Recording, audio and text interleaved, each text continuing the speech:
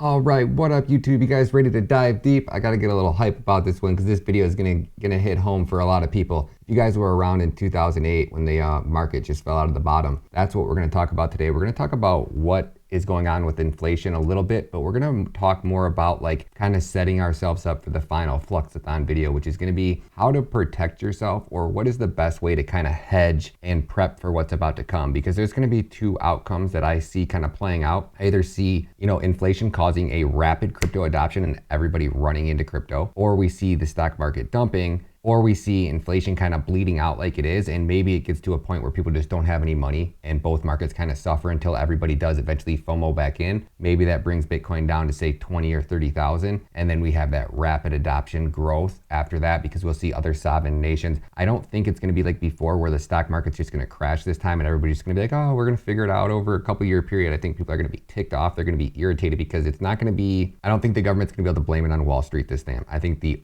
evidence is gonna be overwhelming. The media is going to try to manipulate it. But don't forget, if you guys weren't around in 2008, there were lines outside of banks because people could not get their money. And then there's others.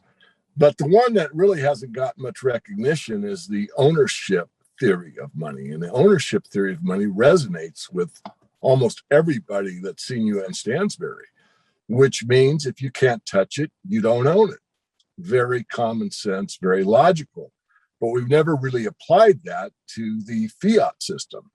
So I started thinking about it more and more. And I really kind of had, I wouldn't say an epiphany, but something that really provoked me to ask Greg if we could explore this. And of course, it obviously resonated with you somewhat, because the idea that you have money in the bank, everyone takes for granted, but they don't read the fine print to realize they're an unsecured creditor. I'm talking about the United States now. An unsecured creditor to the bank, and it's really the bank's money, believe it or not. And what that means in a banking crisis, and let's say that there is a bail-in, then they have the right legally to take what you consider to be your money.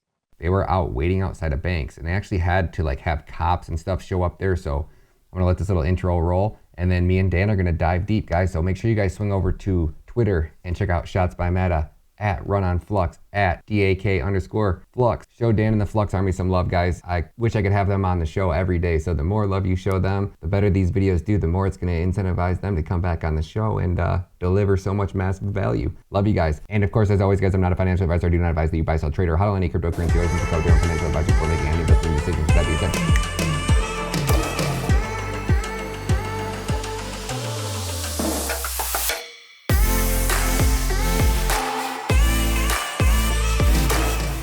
down 1.7% here, a loss of 37 points or so. Apple shares are just getting hammered this morning. We're down by between 3 and 4.5% generally across these markets. Let's talk about the speed with which we are watching this market deteriorate. We're red everywhere, essentially, down by 4-5%. We're down over 16%. Dow at the same time has fallen about 18%. The stock market is now down 21%. Because we're now down 43%. What in the world is happening on Wall Street? Two-year no yields went from 190 to 166 in the blink of an eye. On the NASDAQ, everything and more has been completely wiped out. It was the worst day on Wall Street since the crash of 1987. From the financial capital of the world, the opening bell is going to ring in 5 seconds, and to be honest with you, we wish it wouldn't. I mean, when I grew up, Ryan, my grandmother lived through the Depression. She would take a piece of bread out and it'd have mold on it. And I'm like, Grandma, that has mold on it. I'm not eating that. She'd knock the mold off of it and say, here, eat it. yeah, oh yeah, my grandma would give me one square of toilet paper. If I used 2 squares of toilet paper, I was wiping my ass with I was wasting. Because she would have canned food under her bed, right? Just because that's how I guess when the Depression was that bad, I don't think anybody even understands how bad living conditions get when the economy gets that bad for the mass majority. It's the difference. It's a difference between living and not living. And, good times breed weak people, right? And that's just what it comes down to. Like, I was born dirt poor. You know what I mean? I had nothing when I was born. You know, my family was, poor. You know, I worked my way into my success, put myself through college. I did everything myself, and I appreciate that, right? But it also taught me that I can't have things that I didn't earn. And we live in a society right now where people expect things they didn't earn. That they didn't earn. I watched a guy the other day, a young kid, 26 years old, buy a Rolex, and if you know the watch world right now, I just happened to be at a jewelry store getting my wife has a ring that we were getting sized, and I was watching this 26-year-old kid buy this Rolex for $24,000. He took it and put it on his credit card. As he's standing there checking out, getting ready to leave, of course, I'm nosy as hell. I walked my way over and I said to him, hey man, you sure you want to do that? Are you sure you want to spend $24,000? Because do you realize what you're going to pay back in the end? And he says, oh yeah. He goes, yeah, I'm buying it, but I'm going to hold on to it for a while and I'm going to flip it for a profit. I said, okay, well, what if that market declined? What if you buy it for $24,000 and tomorrow it's worth 10? He says, well, that's not going to happen. We have failed to educate our youth basic principles of supply and demand. Like this is of what holds value and what doesn't hold value. I see folks that, buy, they're trying to buy houses that are, $500,000 or $250,000, $750,000, and they're making $16 an hour. Yep. Wow. At what point does this collapse? At what point logically, I don't think there's anybody out there in the world that looks at this and can think that this is sustainable. It's not sustainable. The second that they quit printing, that is the scariest part, because we've gotten such a bad position. And again, we're no financial advisors, right? These are just our opinions, but opinions only. It just blows my mind how bad, like when you see, and Peter Thiel, is that how you say his name? Peter Thiel? Peter Thiel, yeah. He's been out of investment on the markets. Like that guy's been pretty accurate, and he doesn't seem to shill too much garbage that I've watched anyways. And when you see him at the National Convention Center saying that the feds are at canary in a coal mine status. Like my dad, I couldn't get him to buy a Bitcoin. He would give me some money and say, I'll throw some money in the crypto or whatever, but wanting his own and to take money out of the stock market and move it into crypto, I've never been able to get him to do that. And I sent him that video and he said, I'm leaving up north early. I'm coming home. I want you to help me. He's starting to realize it. My dad was, he's probably 63 now, 64, stepdad. For the first time, he's actually starting to wake up. He didn't know that dollars weren't backed by anything. Most people don't, Ryan. He picked me up from the airport and we were driving home. He's like, there's no way. And I'm like, so Dad, you're telling me that if dollars are not backed by anything, you would want to move all of your cash into crypto immediately, right? Because that's what you're saying. You're so confident that this economy is not going to crash and this isn't going to happen because dollars are backed by something. So if they're not, then that means that you would immediately want to move your money out of those, right? And it was he was so adamant about it. And he's still kind of coming around to it. And he's, buying Cadena now and buying Flux and has his buddies. He was just texting me the other day. He told his buddy to buy some Flux and his buddy bought $20,000 worth of Flux in the stock market. Didn't realize that it was crypto. Oh, and no. It was Flux holding. Yeah. Yeah, and it crashed. It went from $6 to $4 over the weekend or something like that. My dad's buddy's a multi-millionaire, so he's he didn't care about it. It actually pumped after he bought it and then it crashed. My dad's like, I told you to take profits on it. But it's crazy to think the amount of people that, my dad's 65. You've been on this earth for 60 something years and you are completely oblivious to the fact that in 1970, how did people not realize what taking you off the gold standard meant? How did people not realize that the government is printing away your life savings? The Ponzi scheme began with FDR, but we won't get into that because we could be here an entire week on the reasons why I can't stand FDR. But I will say this, and I think that's a very astute observation. I think what you said about your father, individuals who are starting to understand that this isn't the way things are supposed to be. We've kind of grew up with a sense of confidence in a first world banking system where those decisions were made above us. We participated by putting our resources in, our money in the bank, and in return, we were given a mild interest rate, modest at best, for participating in that system. Now, even the high yield accounts, savings accounts, are 0.05%. It's you're not earning anything. Does that mean that the people that are the big players in the space, they're not earning anything, that they've suffered? No, it's on your back. 100%. And I'll tell you right now, they've already talked about exploring negative interest rates. Right. I think you could see it actually charging you money to participate in the banking system. Well, they already do. Think about that. They already do, right? Man. Yeah, they already do to a certain extent. I didn't spend, I didn't do 5 transactions a month or something in my savings account. And I have it automated through take $25 a month and move from checking to savings so that I had that minimum. For whatever reason, I think I did it like 3 times in a month, which was over their limit or whatever. Like I transferred back from my savings to my checkings one too many times or something like that. Yeah, they penalize you. 2 years it's like ago, 5, you get five of them a month. 2 years ago, they switched it from checkings to savings because I had opened up, I was doing something with a new business, so I was moving money like around for like a month, right? And I did it too many times. I just realized this like when I was in Miami that for 2 years they've been charging me $12 a month for a second checking account. Like that's how little I actually look at my bank because I know everything's on auto pay. Like I'll glim through it to make sure that there's no outrageous charges or whatever. But $12 is $12. I just didn't. For 2 years, they've been charging me $12 for a second checking account. Why would anybody in the world need, you know what I'm saying? Like they wouldn't call you and say, hey, Ryan, we're going to have to shut down this savings account. Nope, we're just going to automatically switch you to a checkings that we're going to charge you for. So now I'm getting charged, what, $24 a month to have 2 checking accounts? I've been so lazy, I haven't even gone into the bank to shut it down. And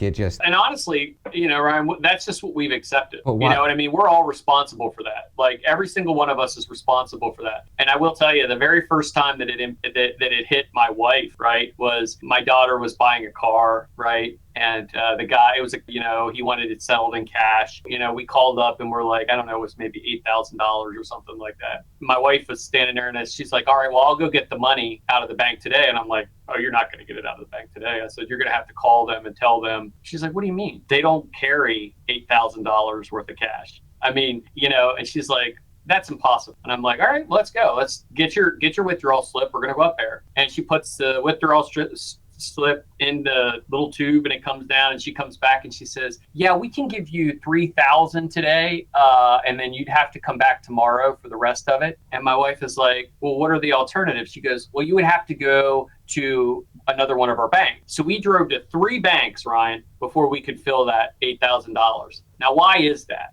Right. No and for the way. very first time, my wife looked at me and she said, I believe what you're saying now. I believe we're being scammed. I said, we're absolutely being scammed because we don't own any of the things that's in our bank account. If you think you do, you're absolutely, you're absolutely in a delusional state. Why, with that's the part that's hard to wrap your head around. Like, right? It's so common sense and it's so obvious that these are the absolute facts, right?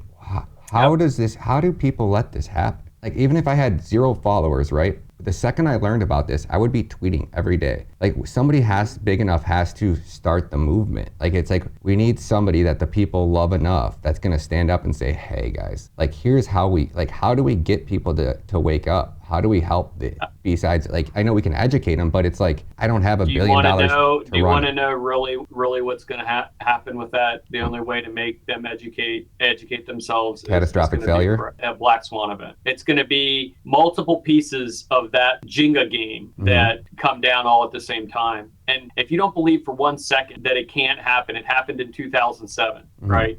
I watched my 401k cut over in half. 60% of my 401k was gone in days that I had worked my whole life for. Yep. And, people went through the same thing, but the government did have some, bullets in the chambers. The Fed had the ability to do some different stuff. They bought up a lot of properties. They did a lot of things. And they eventually were able to correct it. We've never recovered from that. And those tranches, those magical, mythical tranches that they created, that created the subprime rate crash, they still exist today. Oh, without a doubt. They're called CDOs, Certified Obligated Debt, or CODs, or whatever they are. Yeah.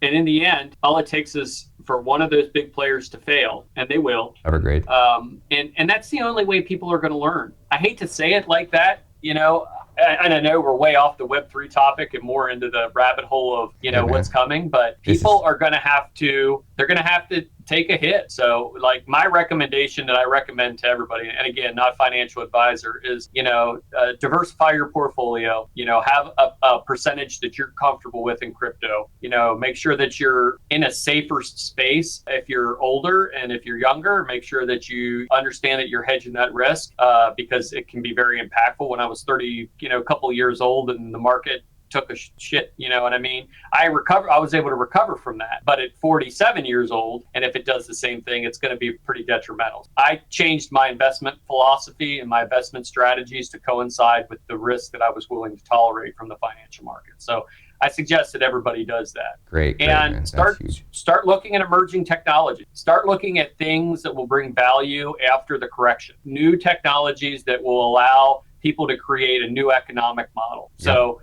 That's why I believe, Web3 and DeFi and platforms like that are going to be so critical in the next iteration of what finance looks like. I agree, man. If you guys want to see these interviews before I actually launch them, or just bits and pieces, I try to drop some breadcrumbs over there on Twitter. Swing over to Twitter at ShotsByMatt. I'd be greatly appreciative if you guys could do that for me, and I appreciate each and every one of you guys. If you guys didn't catch my breaking crypto news video 2 days ago, swing by and check it out. I gave you guys a lot of shout outs, especially everybody that signed up for my crypto coaching classes. You guys mean the world to me. I can't thank you guys enough, and can't wait to see where Flux is going to take this. So definitely drop a comment below. Let me know what you guys think about the current status. Do you think the market is going to go more towards decentralized or more towards centralized? I personally am betting on the centralized way. Like, I'm definitely stacking K, right? No questions asked, to the frickin' moon. But I'm not going to be naive enough to just say I'm not playing that game because they're not decentralized, because I think that a lot of people are going to be chasing the money. So I think it's going to really boil down to who markets and who scales and who innovates the fastest, right? So whatever teams have been marketing really well, and I'm seeing parabolic dumps down right now, I'm packing my bags on them, because we got a little taste of what the market's going to look like, right, on these bullish sprints. So if these coins are bullish and they're delivering and they're developing, check out GitHubs, right? Hopefully we can get Dan back on the show to do a deep dive into what it's like to dig into GitHub. How do you actually analyze a blockchain and figure out what is going on with it, how it's going on? And yeah, I definitely would love to dive into GitHub, and I know Dan's the man that can deliver it for us. So hopefully you'd like to see Dan back on the show. Drop a comment below. Actually tweet and tag him on Twitter. Tell him we want some GitHub help. Love you guys. Swing over and don't forget to check out Flux's new Zelcore updates. They got some big announcements coming up with Zelcore. So love you guys. Can't wait to see you guys in the next video. Peace.